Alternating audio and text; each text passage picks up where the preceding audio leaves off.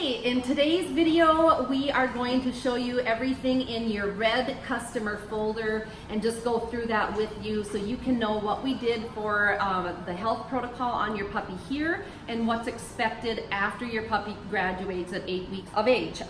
So first off, we have your cover sheet with all your contact information, whether or not you sent your reserve in, and also your scheduled delivery time or pickup on your outside of your puppy packet here. We've worked real hard at putting this together for you.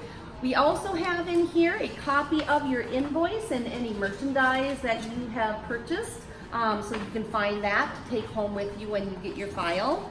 We also have a copy of our warranty in here and some good reading material on leptospirosis, crate training, grooming, and anything like that. So you can definitely have something to read on the way home.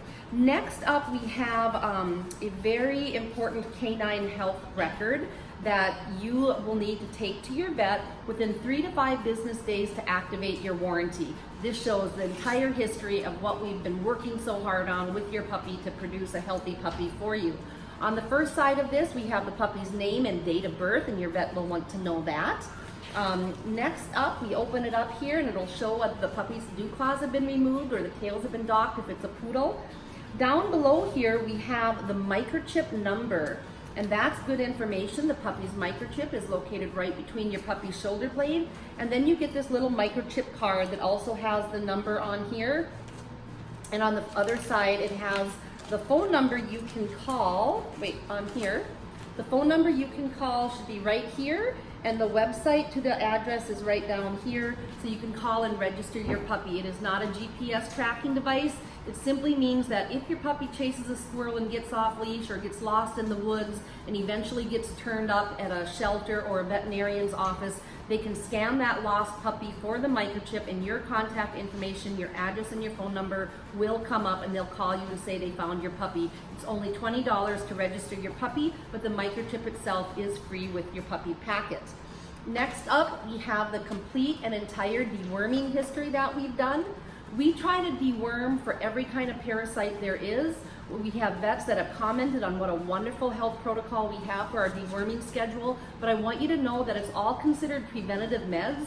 Your puppy was not diagnosed with any worms or parasites, but worms and parasites are common in puppies because they pass when the mother dogs are pregnant, because mother dogs are scavengers by nature. So they're going to eat little baby squirrels, they're going to eat little baby bunnies, snakes, rats, anything like that, and that's how they can pick up parasites. And we do have our adults on a deworming schedule, but sometimes they can pass during pregnancy. So we deworm at 2, 4, and 8 weeks for pyrantel, which gets roundworms. It's considered a broad spectrum dewormer. We do a 3-day panicker, and that gets tapeworms, which can sometimes be there. And then we do a 9-day preventative for a very hardy parasite called Giardia. We do a 9-day metronidazole to try to get Giardia. That's the one parasite that we see from time to time. We have about 1 to 3 puppies per quarter that go home with Giardia. On a breeder's premises, because of the number of dogs and puppies we have, we can't completely rid our grounds of parasites, but we try really hard. We're actually torching our playpens now in between litters. That's about the only way we can get rid of them. Hog farmers have to paint their stalls to get rid of Giardia. It's a very hardy microscopic parasite. So with that being said, the sign of a healthy puppy is a Tootsie Roll stool.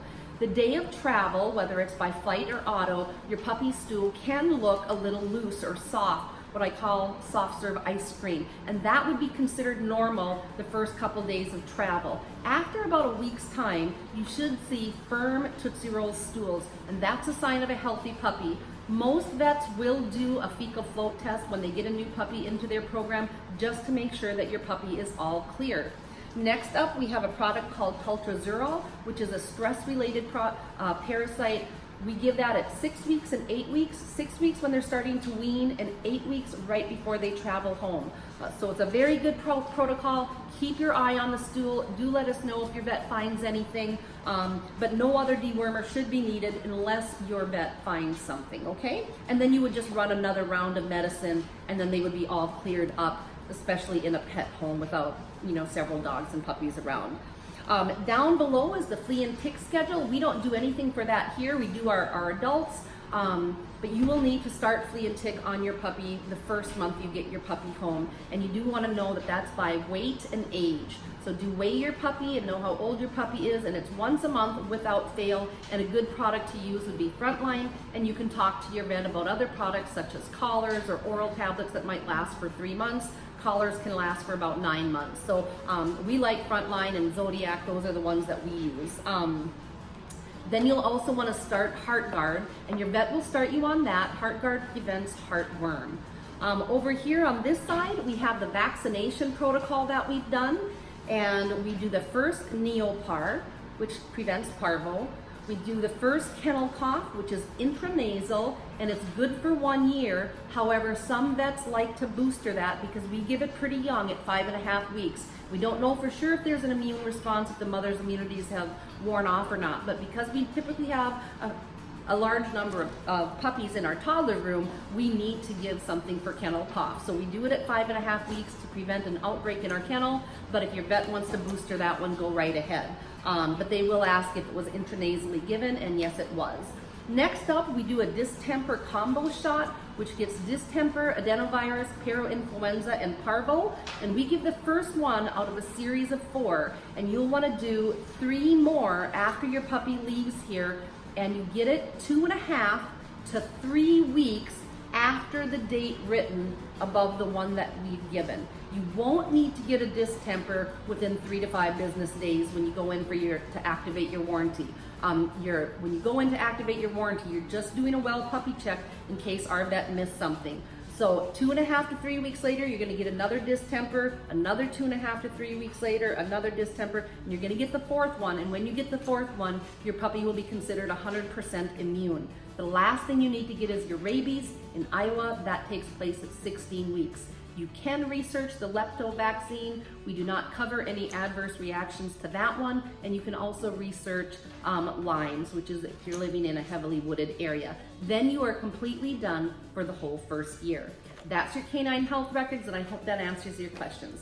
And next up, we have the Vet Certificate of Health, which is an external exam that the veterinarian performs. This is needed for crossing state lines. This is very important because a lot of unlicensed breeders don't do this, but it's kind of a nice way of being reassured that you're getting a healthy puppy. So we follow all state regulations, and what the vet is checking for is any faults. He's checking for luxating patellas of the kneecap, looking for non-descended testicles on little male puppies. And why is that important? If a testicle is retained up in the abdomen, that's going to be a lot more of an expensive surgery for you when it comes time to neuter. So it's good to know that, and it's good to get a discount if you're purchasing a puppy with a retained testicle. Another thing they check for is heart murmurs, underbites and overbites, and then they look in the ears, and they just make sure that your puppy is checks out healthy in all those regards. They take the temperature as well. If they find anything by law, the vet has to put it down here in the remarks section that there was a fault on the puppy or there was a health issue, if there was a high temperature or something like that. And of course, we'd never send a puppy home with a temperature. So this is a very important piece of paper. I wish more breeders would do this because it really gives our customer reassurance. We even do it on all of our puppies that are sold in Iowa because we want you to feel good about your purchase. Thank you so much for watching today.